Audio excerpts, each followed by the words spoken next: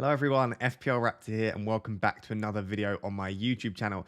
In today's video we are going to be going through what is pretty much my final team selection on my wildcard. Obviously there are a few things that are subject to change, but the last 2 weeks or so all I've done is research for this. So I have looked at hundreds of different variations, lots of different players, obviously produced content the whole time as well, so you'll know that this has been very well thought out, and I've come towards my final draft and there are only a couple of positions which I'm still deciding on. If you are enjoying the content here on this channel, please do remember to like, comment and subscribe. But without further ado, let's take a look at my wildcard draft.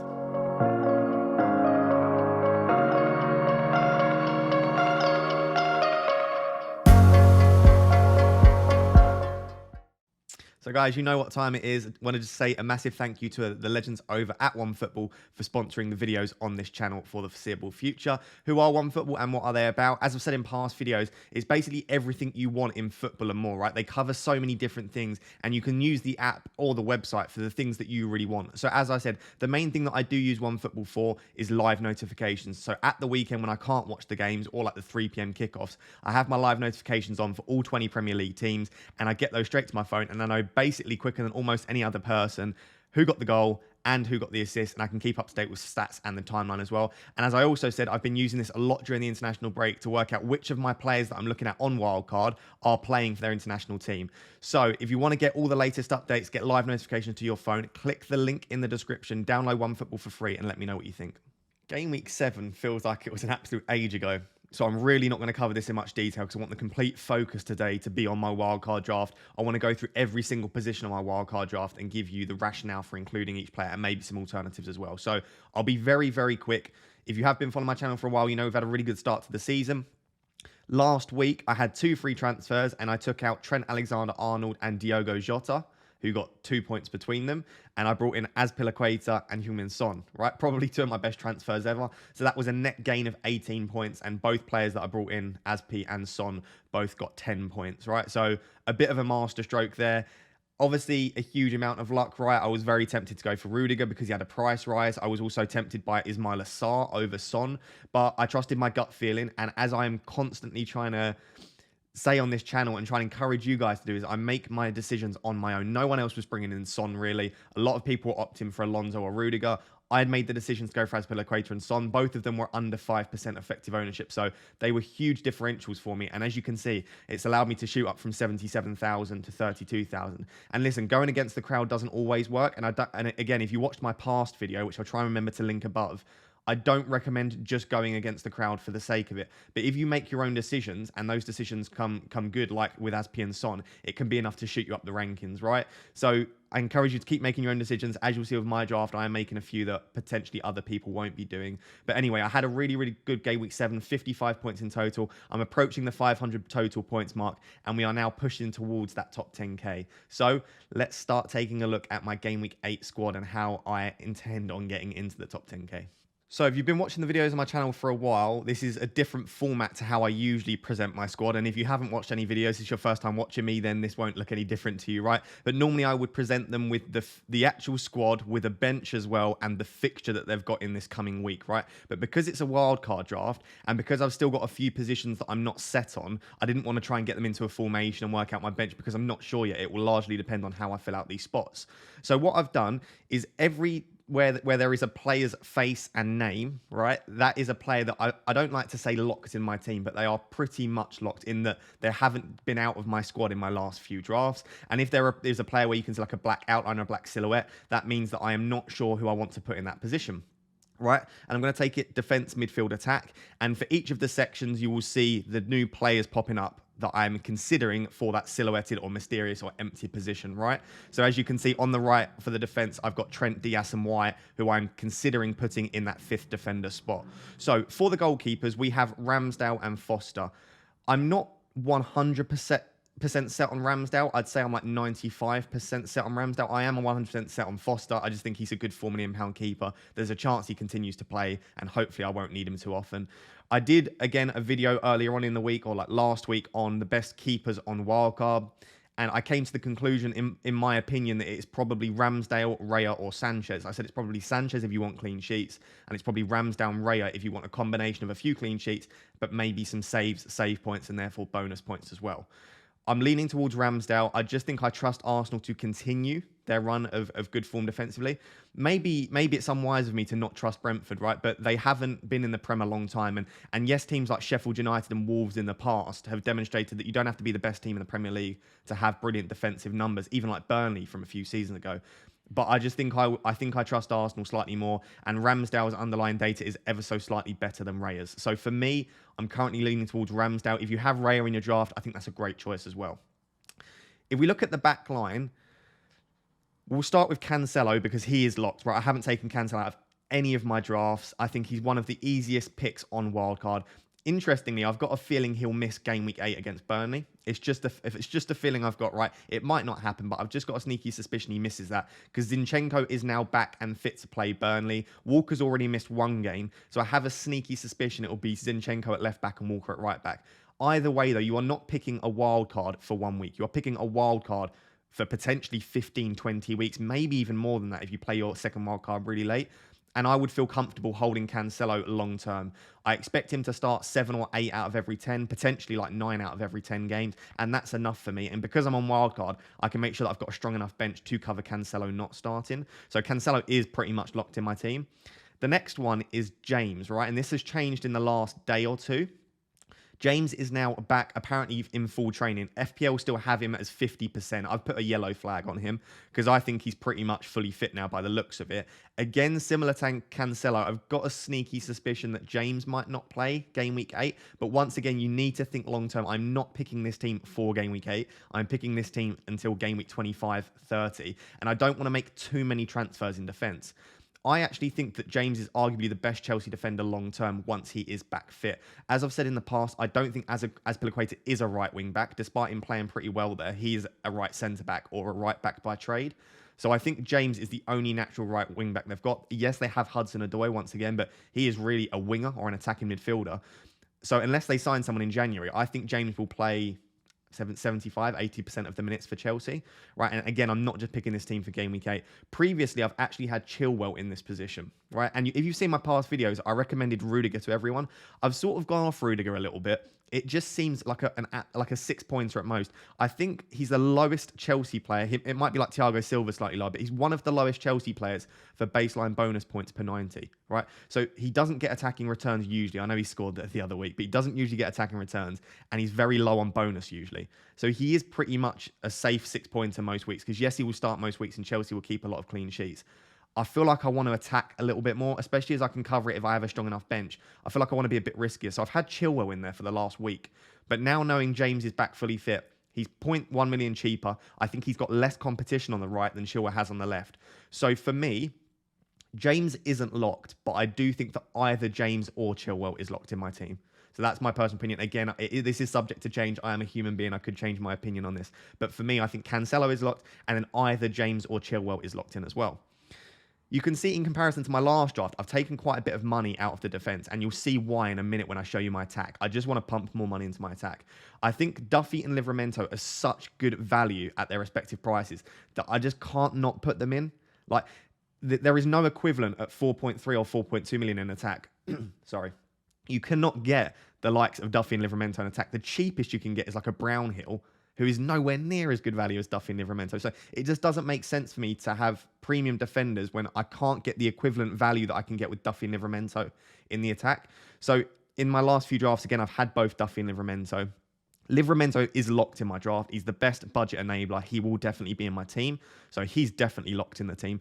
Duffy is like 95% sure. There is a potential that I take Duffy out for a slightly more expensive defender and put a bit more money in my defense. But as I said, he's just amazing value, and I do expect him to continue to start. He scored for Republic of Ireland yesterday in yesterday's game, so he's continuing to show that incredible goal threat. He always ranks in like the top 5 for expected goals amongst defenders when he's playing.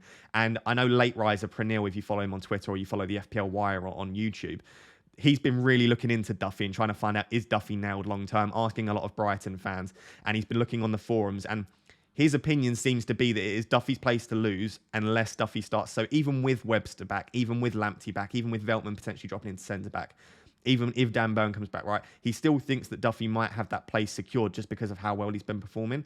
That being said, Graham Potter did send him out on loan. last year, and he was looking to loan him out this year. So Graham Potter at the start of the season and last season clearly didn't have that much faith in Duffy. So has enough changed? Potentially, right? He's performing. He's probably been their best defender this year. So I think I'll have Duffy in my team, but it is a slight risk. I do think that there is definitely justification to pay £0.1 million more and go for Ben White, because Ben White is 100% nailed in that Arsenal defence. He'll play like 99.9% of games. He could start every game. He's the equivalent of Maguire in Manchester United's defence. So unless he's injured, Ben White, he will play. So there's justification to spend the extra 0.1 on White if you want a nailed starter. For me, I'm willing to take the risk, I think, and go for the higher upside with Shane Duffy. So the fifth and final spot is the one that I'm not sure on yet. And as you can see on the far right, my three choices for that fifth and final spot in the defence is Trent Alexander-Arnold, Ruben Dias, or Ben White. And it will largely depend on the attackers I want, and pretty much do I want Trent, right? So at the moment, Trent is apparently back in full training and he is fit to play Watford. Right, we don't know that he definitely will play. They might just favour Milner and give Trent another week. I expect Trent to start, right? That's my honest opinion. I expect Trent to start. So I need to work out how much do I want him, because if I want Trent, it pretty much makes the decisions in attack for me as well, because he's so expensive, right? I can't then go for an expensive attacker or an expensive midfielder with my budget. You can see I've got 19.3 in the bank, which we'll discuss later on. If I want Trent, that pretty much finishes my draft. However, I really, as you've seen in my last few videos, I've been really beating the drum of triple City defence, or at the very least double. And it just doesn't feel right to me that I think Manchester City are the best defence. I think Manchester City will keep the most clean sheets over the next 10 to 15 game weeks. Why would I not go for two City defenders? Right? And so you could say, well, Ross, just go for Trent and then do Dias in for Duffy and then make a downgrade in attack. But I want to pump some money into my attack. That's where the points tend to be. Defenders don't tend to score as high as attackers, right? I want to get as much money into my attack as possible. So I don't really want to go for Cancelo, James, Dias and Trent. I think that's a lot of money in my defence. So in that final spot, at the moment, I'm looking at either Trent, Dias or White, and it will largely depend on, do I want Trent and do I want even more money in my attack, in which case I can go for White and have a pretty cheap defence. So that's my current defence. Hopefully those justifications are clear and hopefully you understand why I've picked the players I've picked. Let's now get onto the midfield and take a look at who I've got locked in and who I'm considering for those final spots. So that's the defence. Spoke about that for far too long. I'm going to speak about the midfield for far too long as well. As you guys know, if you're regular viewers of this channel, I love to talk for very long periods about all sorts of things. So it's a very laid back, unscripted style, but it will mean that these videos tend to be a bit longer. So I do apologise. Anyway, moving on to the midfield. Once again, similar to the defence, I have 4 positions locked in and I have 1 position which I'm unsure of. If I make my way from left to right, the first is Mbomo and Mbuemo and Bumo and Bomo.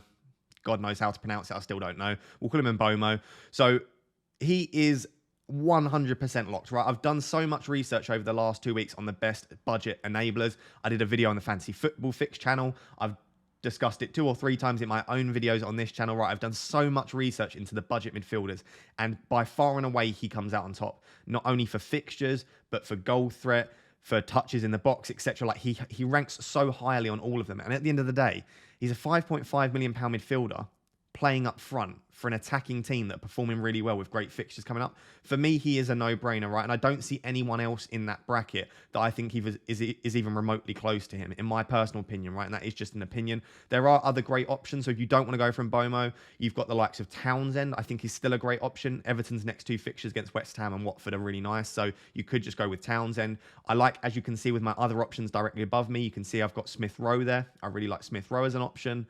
Who else outside of that? Obviously, if you go up to a bit, you've got Rafinha and Ben Rama. I think pretty much Gallagher's not a terrible option, but for me, I think he's going to slowly start settling down to what we expect from a number 8 in a Crystal Palace side.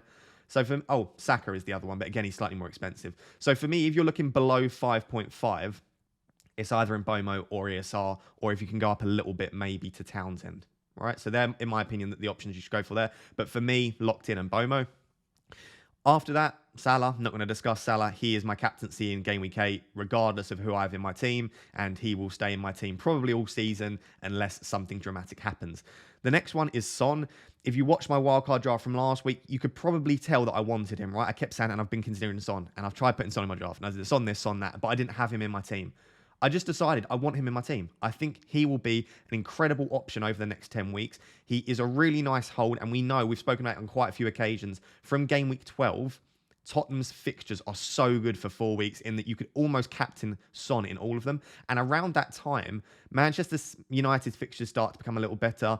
Liverpool have a mixed bag of fixtures, so do Chelsea. And there are some weeks where there's not a clear-cut captaincy. And Son could genuinely be a captaincy option if he continues to tick along and starts, and obviously Harry Kane starts to perform. So I like the idea of having Son now and holding him through game week 12 to about game week 16, right? And I know a lot of people are saying, just go without Son until game week 12 because the fixtures aren't that great over the next 4. They've got Newcastle, West Ham, I think Everton and Manchester United are the next 4. So they're not easy fixtures, any of them, but they're also not that difficult, the fixtures, right? All of those teams could concede and Son can score against anyone. So I quite like the idea of going for him now and then holding him through 12. Because if you don't go for Son now, say you have someone like Foden in there and then you've got your money spread around, what is your route to Son? It's very easy to go, I'll get Son in game week 12, but what is your route to do that? Number 1, it will require 2 transfers. And number 2, you'll probably have to remove a premium to do it. And are you going to want to do that? Say Salah and Lukaku are all smashing it. Are you going to want to remove one of them to get Son in? Probably not, in which case then you probably can't get him. So I like the idea of setting up my structure with him. And the other reason I like this, you probably heard lots of content creators talk about this, like cash cows. Son is an amazing cash cow, right? I don't really want to sell Son around game week 11, game week 12 before the nice fixtures. But if for some reason I realise I've massively messed up this wildcard draft, and I really regret not having Trent if I don't owe them, I really regret not having Diaz and Trent. If you downgrade Son to Saka, you have just given yourself £3.5–4 million to play with. Having a relatively high-valued midfielder that isn't Salah in your team, or a relatively high-valued attacker such as Vardy, they act as cash cows. So not only are they good value when you have them in your team, if you desperately need funds, you can sell them and use the funds elsewhere. So that's another reason that I love Son. And also that fixture in game week 8 against Newcastle, I could genuinely see a double-digit haul. I think Newcastle are going to go for it. I think they're going to try and impress the new owners. All of the players and the management and the coaching staff are playing for their positions in this new era for Newcastle. So I think it's going to be a very open game, and I expect that to suit Son down to the ground. So Son is 99.9% locked in my team. He's not as locked as Salah, but I haven't taken Son out for the last week. So Mbomo, Salah, Son, and Rafinha. Rafinha's an interesting one, right? So we're not expecting Rafinha to play in game week 8 because the last Brazil game is around, I think it's 35 hours before Leeds game on the Saturday. So it's sort of like early Friday morning or late Thursday night, and then Leeds play on the Saturday. So Rafinha is almost definitely not going to be available for game week 8. There is a very small chance that he is, so don't transfer him out off the back of what I've just said, but it looks very unlikely that Rafinha is going to play. I still think I want to keep him, right? I still think that the fixtures are good enough, and I still think he's one of the best valued players in the game. That being said, I don't think he's as essential as I once said he was, because Watford is one of the better fixtures for Rafinha. Moving on, the fixtures are still okay up till about game week 12-13, but after that, they're not great. And there are a lot of other good value players around that price. For example, if you told me that rather than Rafinha, you wanted to go for Bukayo Saka, I'd love that. I think that's a great option, right? So I don't think Rafinha is essential. Don't listen to anyone that says you have to have him. But for me, considering I can cover a couple of these positions with my bench, obviously if Cancelo, James and Rafinha miss out, that starts to get a little bit scary. But hopefully one of those 3 will play, or hopefully 2 of those 3. But if Rafinha misses out, I think I can cover it with my bench. And I just think I do want him long term. Sorry, he's got Southampton this week, not Watford. I do apologise. Southampton this week. So he's got Southampton this week. I do think that I still want Rafinha long term, right? So I think I would just start him, hope he plays, and potentially use my bench if he doesn't play against Southampton. But again, I don't think that it's essential that you have Rafinha in your teams. That's my opinion on it. The 5th and final spot could potentially be one of 3 players. I know I've only got 2 on my list here because, as you'll see in a minute, one of the players could be Brownhill. If I decide to really go for expensive player in my attack, which we're going to discuss, it could be Brownhill. But I think I prefer having a slightly more expensive player so that I can rotate my players in and out, especially if I'm going for like Cancelo, James, Duffy, like a few players that might miss out every now and again. So I quite like the idea of going for a playing midfielder that not only plays like Brownhill, but also has some attacking potential. So it could be Brownhill, but the 2 sort of playing attackers that have attacking potential as well are Smith Rowe and Ferran Torres. Right, I really want Foden. I can't afford Foden with my current setup. I'd have to probably drop Son if I wanted Foden, and I'm just not keen on that, right? Or one of my other midfielders. I just don't want to do that. So I think Foden's a great option. I do want him myself, but I just can't fit him into this team. Ferran Torres, therefore, I don't think is necessarily like, oh, if you can't afford Foden, go for Torres. As I've discussed in past videos, I think Torres is actually favoured by Pep in the easier games. I think Pep prefers to play an actual number 9 against the easier teams, all right? And I think he prefers to play a false 9 with like a Grealish, a Foden, De Bruyne, Sterling against the more difficult teams. As we've seen, Foden has played and alongside Grealish in the last 2 games against Chelsea and Liverpool. So I think that's roughly what Pep tends to go for. So the next 3 games, I could see potentially... Is it like Burnley, Brighton, then Palace, I think is the order. I could see Torres starting at least 2 of those games, right? That's just an opinion, but this is sort of like a short-term punt, right? The rest of my team, I don't really need to make transfers for like the next 5-10 game weeks unless they get injured. So I've got a lot of players which are long-term good holds, in my opinion. I quite like the option of taking a big risk on Torres, right? If it doesn't work out, I use my free transfer. And if I can try and leave a bit of money in the bank, I could go for Torres against Burnley in game week 8 and then go for Mount in game week 9 against Norwich. So I could literally just do a 1-week punt on Torres and then go for Mount in game week 9. So there are a lot of options here. I could even go for Mount from the start, but I think I prefer a City attacker against Burnley. And then Smith Rowe is if I want to go for someone like Trent in defence, if I really want to pump my money into defence or attack. Smith Rowe is a nice, cheaper option. And I think most weeks then Smith Rowe would be my first sub, which is a great first sub to have. So hopefully that midfield 5 makes sense. As I said, Mbomo, Salah and Son are pretty much locked. I think Rafinha is locked even if he misses the Southampton game in game week 8. But I do understand if you don't want to go for him and instead you just want to go for someone like Saka. I do think that is a great option as well. And then that 5th and final spot at the moment, it will be one of Brownhill, Smith Rowe or Torres, depending on the options in attack and defence. So the final section of looking at this draft before we move on to basically the different combinations of filling these final 3 spots is the attack, of course. Lukaku, if fit, is locked into my team. I have a feeling even if he's a slight doubt, I might still take the punt. But like I said, if I've got Lukaku, Rafinha, James, Cancelo, it seems like I shouldn't really be starting a wildcard with this many potential players that might miss game week 8. So it might be that I take a punt on someone like Vardy, or I just completely switch this up. And maybe, if Lukaku isn't fit, maybe I go for like Antonio up top and go for De Bruyne in midfield. I'd love to get De Bruyne into my team. So that's an option if Lukaku isn't fit. My personal opinion on it, it sounds like it was muscle fatigue rather than a muscle injury. I think he's just been given a week to rest before coming back to Chelsea. So I still think he'll play, but do keep an eye on the press conferences later this week. It should be Thursday, normally 2 calls, but it might be on Friday. And just keep an eye on it. Obviously, we'll find out hopefully about James, about Lukaku, about Rudiger as well. I know a lot of you have Rudiger in your team or in your wildcard drafts. I don't know anything at this stage. So as far as I know, all 3 of those will be fit. But again, we should find out a bit later.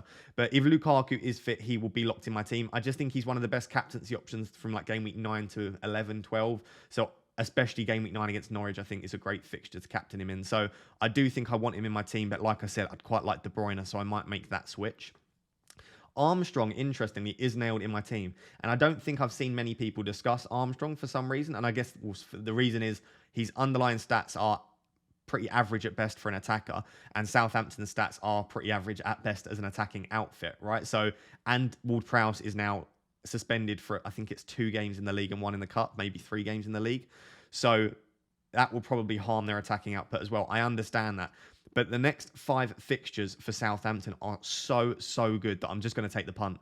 I can't see a better valued attacker with better fixtures coming up than Armstrong at Southampton. Interestingly, whilst I think Ward-Prowse will harm Southampton's general attacking output, I do have a sneaky suspicion that Armstrong might be on penalties in the absence of Ward-Prowse. Right? Southampton fans can let me know down below if I'm completely wrong there. Maybe there's a definite pecking order. I've just got a feeling that he might take the Pens, which would be amazing. I think it's Leeds and Burnley in the next 2. So not only has he got Leeds and Burnley, I think both are at home as well. He might also be on Pens, right? And he is classically, historically across the years, I know obviously in the Championship, he has been a fantastic finisher and he scores goals. So I like the idea of only 6 million taking the punt on Armstrong across the next 5. And at the very worst case scenario, what I do is in game week 10, when Brentford's fixtures start going really well, I'll just do Armstrong. If against Leeds and Burnley in 8 and 9, Armstrong and Southampton look terrible, I'll just move Armstrong to Tony, right? I won't care because Armstrong's not great. He's not got a high ownership. It's not going to punish me for selling him, right? So I'm quite happy to take the punt on Armstrong. The idea is to hold him for 5 or 6 games. Worst case scenario, I'll hold him for Leeds and Burnley and I'll sell for Tony. The third and final spot, as you can see above me, are two very differently priced players, right?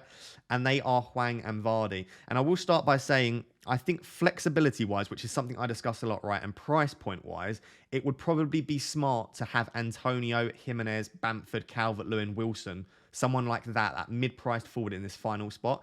It would allow me the flexibility to get to any other mid-priced attacker. So from a price point and flexibility point of view, that makes sense. I don't want Antonio, right? I think I'm happy to take the risk. Yes, he has the best underlying data in the league, and this could massively punish me. It could single-handedly make this a bad wildcard draft. But I just don't like the fixtures for West Ham coming up. I don't think West Ham have been as impressive as they were in the first few games and the last few games.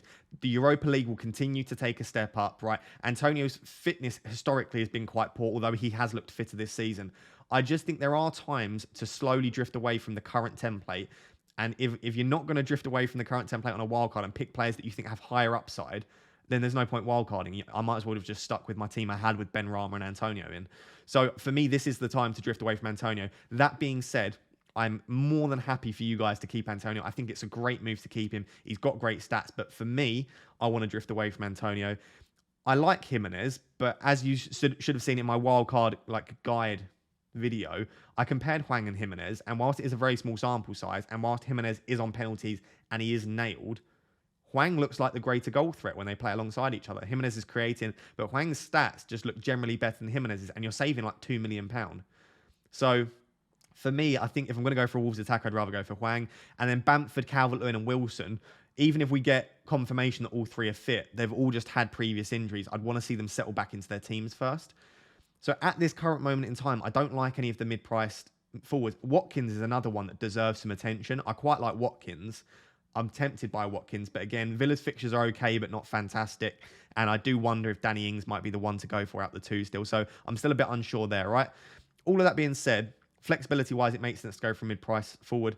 What I would say is it's not the end of the world. If I went for Hwang, right, up top, and I went for someone like Torres in midfield, I can just do a switch where I then bring in Brownhill for Torres and I can then get up to Antonio in attack. Or, for example, if I go from like Son to someone like, again, Son to Torres or Son to Saka, I can then upgrade Hwang to someone like Jesus even, or Werner, or someone like even Antonio Jimenez, and I'd have some money in the bank, right? So with two moves, I could get to a mid-price forward. It doesn't mean that I can never have a mid-price forward now until I play my second wildcard. Yes, it would be nicer to be able to do it within one move, but I just don't like the personnel enough. I don't like the actual strikers enough at the moment to be going for one myself. That's my personal opinion on it. So at the moment, I think I am favouring Hwang in that third spot. I just think he's such good value. As you can see, the other option is Jamie Vardy. And I'll be getting onto the draft in a minute, which would allow me to go with Jamie Vardy up top. And that would be a 4 premium draft, which seems risky, but also just screams upside and screams multiple captaincy options in any given week. It would be Salah, Son, Lukaku and Vardy in a single draft, which again would leave me with quite a few budget options, and it would leave the bench a little bit weaker than I would want, but it would leave my starting 11 looking like one of the best wildcards I've seen. Vardy, as we've discussed in past, he is getting neglected and other people are ignoring him because of his price point and because there are so many good cheap options like Hwang, Tony and Armstrong. You could go for a front three of those and expect them to score pretty well over the next 10 weeks, right? So it seems strange. And you've got Lukaku and Ronaldo, etc. It seems strange paying 10.5 for Vardy. But he ticks along so well. He scores goals. He's on pens. And I think he will continue to, right? So that is the current wildcard draft. As I said, yes, I think these players are locked, but I am a human being. It is Wednesday morning when I'm recording this. There is a relative chance that by the time the deadline swings around, the players that I've said are locked, a couple of them might have changed, right? The best thing to do is to follow me on Twitter if you want to stay up to date with my latest thoughts. I will continue to post them, and I'm going to try and do a live stream on Friday, right? And on Friday after the press conferences, I'll update you on my current draft. But this is it for the time being. 3 spots left. Around 19.3 million. I bought these at different prices. I've sold some. So if the prices are out by like 0.1 or 0.2 million, it's because I might have bought them at a cheaper price like Cancelo and Ramsdale, etc. So I've got about 19.3 million in the bank for 3 spots. I'm now going to present you with 3 different drafts, okay? Option A, option B, option C. I'm going to present you with present them to you. And what I'd like you to do is comment down below. Do you prefer option A? Do you prefer option B? Do you prefer option C? And I'd love to get your opinions on it because I do trust you guys. And I think you guys, some of you have got significantly better ranks than my 32k. So definitely let me know down below. But let's get into the 3 different options. So guys, I said ABC. I think I've actually numbered them 1, 2, 3, but you can say ABC or 1, 2, 3. So this is draft number 1. As you can see straight away, it is 108 million team value and a 0.7 million at the bank at the time of recording. Obviously, if their price changes, it might be more or less, etc. So remember, the only 3 that I'm changing are the 3 here, right? So it's Hwang, Torres, and Diaz, right? It's just those 3. The rest of the draft for all 3 options is exactly the same. So this first, as I said, the combination is Diaz, Torres, and Hwang. Why do I like this? As I said, I really, really want double City defence. I think they are the best defence in the league. I think they will continue to be the best defence in the league. And I think they will keep the most clean sheets over the next 10 to 15 game weeks. I also think that Diaz is one of the safest options from a premium defence that you can get. He's also pretty good for bonus points when Cancelo, etc. don't get attacking returns. There is, because he makes so many passes and he's defensive attributes normally make him rank quite highly in the bonus point system, right? So unlike Rudiger, he actually tends to rank relatively well quite often for bonus points. So I like Diaz a lot for those few reasons. I love Torres as a few week punt. As I said, whilst I have a few riskier players like Cancelo and James, I don't have any like 1 week or 2 week punts. Armstrong, I said, is a punt, but I ideally want to hold Armstrong long term. And Hwang, whilst he's not 100% nailed, I don't think he is a punt. Right, I think he will keep his place, and he's so cheap that I can just put him first bench. Right, I've got Mbuemo or Mbomo that I can bring in to the attack. So I quite like the idea of Torres. And then, as I said, I've got 0.7 million in the bank here. So I could do Torres to mount in game week 9, or I could just go Torres down to Saka if it doesn't work out, and then just have more money in the bank to potentially upgrade like Diaz back to Trent or upgrade Hwang to the likes of Tony in game week 10. Right, so there are multiple options here. I've got so many things that I can do based on. I think this is probably the most balanced. At the moment, this is probably just about my favoured option, the Diaz, Torres, and Hwang triple. Right? So this is draft number 1, Diaz, Torres, Hwang. Let me know down below if you like draft number 1. Let's go on to draft number 2 now and look at which players I've chosen there. So we have draft number 2 now, right? And I think this will probably be the favourite down in the comments because it has the main man, Trent Alexander-Arnold. And I know how people tend to feel about Trent, right? They think he is essential. And to be honest, he probably is the best defensive asset in the game, regardless of price. And he is probably one of the best, like, points per million players in the game, right? 7.5 million is a lot for a defender. But if you consider that someone like Foden is 0.4 million more than Trent, there is definitely an argument to be made. Like, I'm basically deciding Trent or Torres. There is an argument to be made that Trent is better value regardless of whether he's a defender or a midfielder, right? It doesn't matter. He's just so attacking. He gets the clean sheets as a defender. 7.5 million still feels relatively cheap. The only thing is I then don't get another City defender. I then don't get to have a City attacker. Right, and my midfield is a lot cheaper now with Smith Rowe and Mbomo in there as 2 cheaper options. I don't mind it at all. And what I would say is that it's probably easier to go for Trent than to try and scramble to get Trent in the future. And this draft gives me 0.9 million in the bank as opposed to 0.7. What I would say is, and I'm going to discuss this in more detail with the Game Week preview video that's going to come out on Thursday, is that I don't think Trent is essential. But I do also think that he is relatively fixture-proof. And I understand, like, to be fair, this is the game week you want to bring him in, right, for the Watford game. If you don't bring him in this week, they've got the Man United in game week 9 and a few trickier fixtures. They're not difficult fixtures, but they're a little bit tricky. So I do understand that you might want to go without him. And for me, I would bet a large amount of money on the fact that Diaz will keep more clean sheets. Man City and Diaz will keep more clean sheets than Trent and Liverpool over the next 5, 10, 15 game weeks. I'd be pretty confident in that. So if it's just clean sheets, it would be an easy decision for me. But Diaz isn't going to get many attacking returns. And if Trent gets, and this is quite unlikely to get this many, but if you get sort of a goal, an assist, or 2 goals and an assist over the next 5 to 10 games, he will outscore Diaz regardless of the clean sheets, right? He'll pick up bonus. If he does it in a week where he gets a clean sheet, you're looking at 15-pointer comparison to Diaz, who's probably going to pick up a 6-pointer, right? So Diaz would need to pick up 2 clean sheets to match Trent's clean sheet and attacking return. So you have to weigh up how many attacking returns you think Trent will get. But as I said, however good Trent is, unless he gets back to the numbers which he's hit in the past, which is like 10, 15 assists per season, which are crazy numbers, he's not going to get attacking returns every week. And the trickier fixture is the one which you would expect him to get less attacking returns in. So, I don't know. I think, to be honest, I'm trying to convince myself to go without Trent. right? I'm trying to look, it's confirmation bias. You know, I talk about my psychology.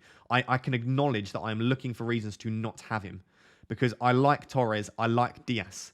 I want 3 City in my wildcard. They're the best team in the league. They've got great fixtures, and I think they will be the highest scoring in both defense and attack in the coming weeks. So I want Diaz and Torres. But equally, I feel like Trent is number 1 nailed, number 2 guaranteed to keep some clean sheets because Liverpool are a really good defensive unit, and very likely to get attacking returns. So am I just trying to overthink it going for Diaz and Torres? Is the smart play to just go for Trent? I'm not entirely sure if I'm being honest. Smith Rowe, as I said, I'm absolutely fine with. He rotates well. You could play him this week against Crystal Palace because Mbomo's got Chelsea and Rafinha might not be playing. So it'd be nice to have Smith Rowe against Palace this week. It's a nice fixture and I feel comfortable playing him most weeks. Again, he's not 100% nailed, Smith Rowe, but I expect him to start 8 out of every 10 games and maybe rotate occasionally with like an Erdegaard or a Pepe. All right? And Hwang is in this team as well. So Hwang is in draft number 1 and draft number 2. So if we're comparing just draft number 1 and 2, ignore draft 3 for the moment, the difference is Diaz and Torres versus Trent and Smith Rowe. I'm just about leaning towards Diaz and Torres, but let me know down below, draft 1 or draft 2. Let's take a look at the final draft, draft number 3. So guys, this is the third and final draft, draft number 3. As you can see, this is the Jamie Vardy draft, the 4 premium draft. We've got Salah, Son, Vardy, and Lukaku all in the team. Straight away, and I'm sure this will be the least popular draft in the comments, but maybe not, maybe I'll be surprised. Straight away, I think what people will say is that you have got far too many cheap players in there, which makes it a very inflexible draft. And I'm going to try and debunk that myth right now. I'm not necessarily saying I'll go for this, but I want to just debunk the myth that lots of cheaper players means that you've got lots of terrible players in your team, and it means that it's a completely inflexible draft, okay?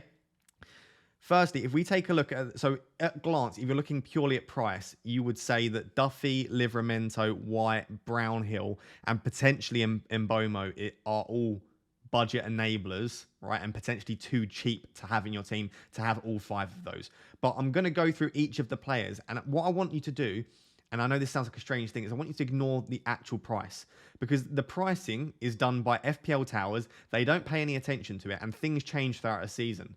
So rather than looking at the actual price of a player sometimes, I like to think of them, what is their value? Are they underpriced? Are they more valuable than their actual price says? So if we look at Duffy, Duffy is playing in one of the best defenses in the league. He has the highest goal threat in that defense and he's very, very good for bonus points.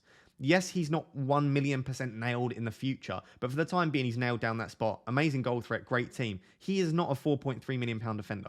He is probably a £5 million defender.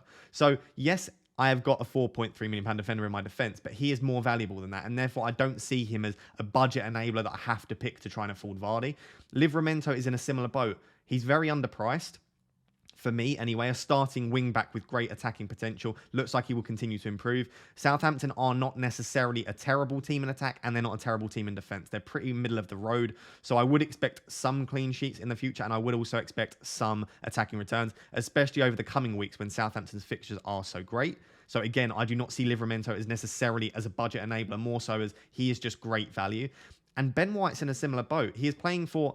And people will laugh at this. Arsenal, in my opinion, are a top 6, potentially top 4 defence in the league. Last season, after Arteta came in, I think in the back end of last season, they had like the 2nd best expected goals conceded, right? Which is brilliant. And early on, after those first few blips, since Ramsdale came into the team and since they've had a bit of a change-up, Arsenal, again, have had the 2nd best expected goals conceded in the league. Arsenal are a top 6 defence, and Ben White is a starting centre-back in that team. He picks up bonus quite often due to the amount of passes he makes. So those 3 defenders are all great value, and yes, they are technically budget enablers, right? But I don't think that they're bad value, and I wouldn't have any issue with having all 3 of those in my defence. Mbomo isn't a budget enabler because he's probably too expensive for that. But at 5.5, as I said, he is undervalued. He is not a £5.5 million midfielder. He's probably a 6 or £6.5 million forward is what he should be. So for me, he's not a budget enabler. I would happily start him every week. I'd start him against Chelsea without second guessing it, really. I think he has the potential to score against anyone. I'm happy to have him in my team. So those 4, for me, I don't feel like I'm having to make downgrades to have them in my team, right? In my actual team, I already have Duffy, Livramento, and Mbomo. So the only addition here is Ben White, who I don't think is a budget enabler. I think he's a terrific option in the defence. And Brownhill. And I will concede that Brownhill is the definition of a budget enabler. He is very, very cheap, and he is not a great option. The only reason he is there is to afford Jamie Vardy. So he would be third sub every week, and I would have to hope that I don't need to use more than 2 of my substitutes each week. As you know, this week, Raphinha might miss out. I said that I'm expecting potentially Cancelo and James to both miss out. So there's a chance that this week I would have to play Brownhill, which isn't ideal. But equally, there is a chance that Cancelo and James both start, or one of the 2 starts, or Raphinha does get back in time. So I think it is very unlikely most weeks that I would need the third sub. But I do concede that I prefer having 3 playing subs that not only play, but have potential to score points as well. So I just wanted to sort of debunk the myth that just because you have cheap players in your team doesn't mean that, oh, it looks terrible. There's far too many cheap players. The second myth is that if you have lots of cheap players, it's very inflexible and you can't get the players you want.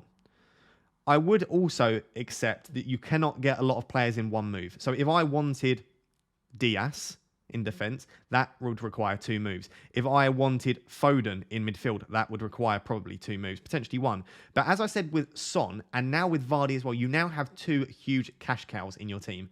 If I want a midfielder, I can go from Son to anyone. If I want an attacker, I can go from Vardy to anyone I want. If I want a defender, I can downgrade one of Son and Vardy to Antonio or Foden or someone like that, and then upgrade a defender, right? So whilst it's not flexible in one move, it is a draft that is very flexible in 2 moves because I have 2 of the most expensive players in the game alongside my 2 premiums in Son and Vardy.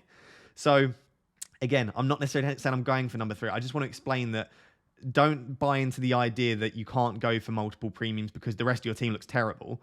I don't think it does. Maybe you'll tell me this team does look terrible, but I think starting a back 3 of Cancelo, James, and one of your budget enabler, one of your cheaper defenders each week. So Cancelo, James, and Duffy, for example. A midfield 4 of Mbomo, Salah, Son, and Raphinha, and a forward 3 of Lukaku, Armstrong, and Vardy. With a bench then of Livramento, White, and Brownhill. You tell me if you think that's a terrible squad. So let me know. I think it's actually really good. And the more I'm talking about it, the more I like it. So this is definitely an option. So as I said in the comments, let me know down below. Do you prefer draft 1? Do you prefer draft 2? Do you prefer draft 3? Or do you think these are all terrible drafts? Let me know down below and I'd love to hear your comments on it. I just wanted to finish off by giving my weekly thanks to the legends that have joined and become a member of the channel, my Raptor Hall of Fame, right? And there have been, I think, 5 or 6 since the last time I gave an update. And we're almost getting to the point where I have to make the graphics smaller or add an extra column, which I didn't think would happen across 10 years of being on YouTube, let alone just over a month. So I just wanted to give a massive shout out to all of you, Nipper-chan, Simon, Dan, Pete, and James. Thank you for being Raptor 2 supporters. Raptor 1, long list, Andre, Johnny, Sean, Stephen, Carl, Marcelo or Max, Robert, Matthew, Foflang or Alex, Jordan, Nicholas, Farran, Yash, Nexter, Ian, Jed, and Paradise. Paradise got his own YouTube channel as well, so check that out too. I just wanted to give a thank you to all of you guys for joining and becoming members. And just to let you know that I do have memberships on the channel if you want. Raptor 2 supporters get a badge next to their name. If you progress and you become a member for longer, you get different colored badges and you get access to custom emojis. Raptor 1, you get to have all of the stuff that Raptor 2 members have, and you also get to be entered into our group chat where we discuss FPL, football, all sorts of random stuff about our lives throughout the day. We've got a group chat on Twitter. You also get to DM me privately if you have any questions and you want to bounce ideas off of me discussing FPL.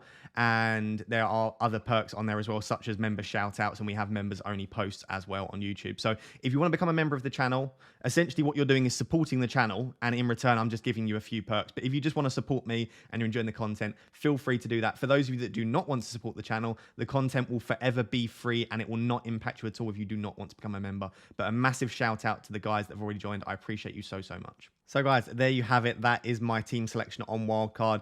It is probably the longest team selection video I have ever and will ever record, apart from my second Wildcard. I just think I owe it to you guys to give you my full rationale for picking the players, because none of you, I assume, copy me completely, but I know a lot of you trust my opinion, and I don't just want to present 15 players to you and say, this is who I'm picking. because then why am I picking those players, right? So hopefully my explanation has either allowed you to understand why I've gone for them or maybe convinced you to not go for them. If you wasn't convinced by my explanation for Son and you thought, well, no, I'd rather go for him in Game Week 12, at least you know why I have. If you're not convinced by my explanation for going on for Reece James over Rudiger, at least you know why I have done that. So hopefully the in-depth explanation for each of the positions and the different combinations that I'm considering has helped those of you on Wildcard. And even if you're not on Wildcard and you've watched this entire video, I just appreciate you so much for always supporting the content. So if you want to support the channel for free, please do remember to click the link in the description and download OneFootball for free. I genuinely do use the app, right? And I used it before they approached me to sponsor the videos. So it's not just because they've asked me to sponsor they've asked to sponsor the videos. I genuinely use the app already. So if you want to support the channel, it is free. Click the link in the description to download rather than downloading externally. You can also like, comment, and subscribe. As you know, the YouTube algorithm loves those likes, comments, and subscriptions. It helps push me up the algorithm and it helps other people see my content. So I would really appreciate that. But until next time, which will be in tomorrow's video when we do a game week preview, I'll catch you soon, guys. Thank you very much. Bye-bye.